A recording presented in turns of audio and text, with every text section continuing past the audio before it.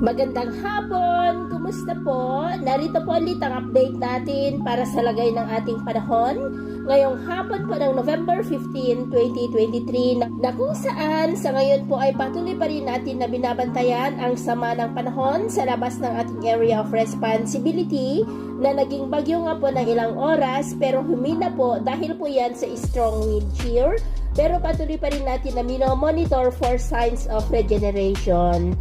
Nasa layo po ngayon ng 1,350 km southeast ng Mindanao.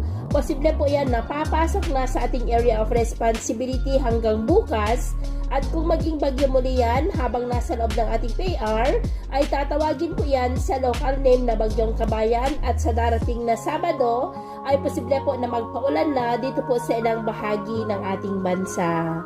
At ito nga po yung pinapakita ng forecast model na atin pong ginagamit hanggang po sa susunod na 2 linggo.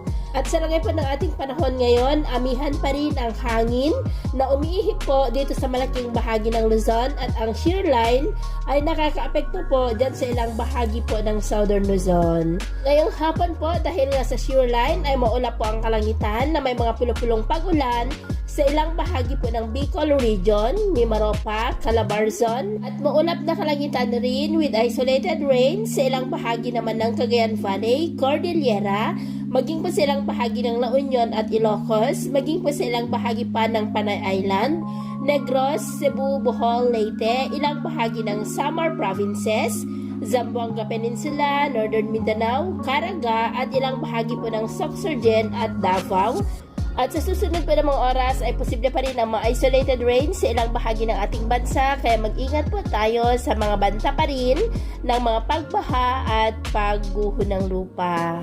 At sa atin naman po mga baybayin dahil po sa malakas na bugso ng hanging amihan at saka ng shear line, ay iwasan na po muna natin ang papalaot sa mga seaboard po ng halos buong Luzon at sa seaboard po ng Eastern Visayas dahil ang mga alon po dyan ay posibleng aabot hanggang po sa 1.5 to 3.5 meters height.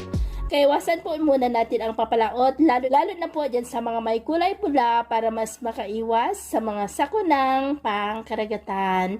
So yun po ang latest update natin sa araw na ito. Ako po muli si James na nagsasabing sa kahit anong pagsubok po na darating sa ating buhay, wag po tayong mawawalan ng pag-asa. Thank you and God bless!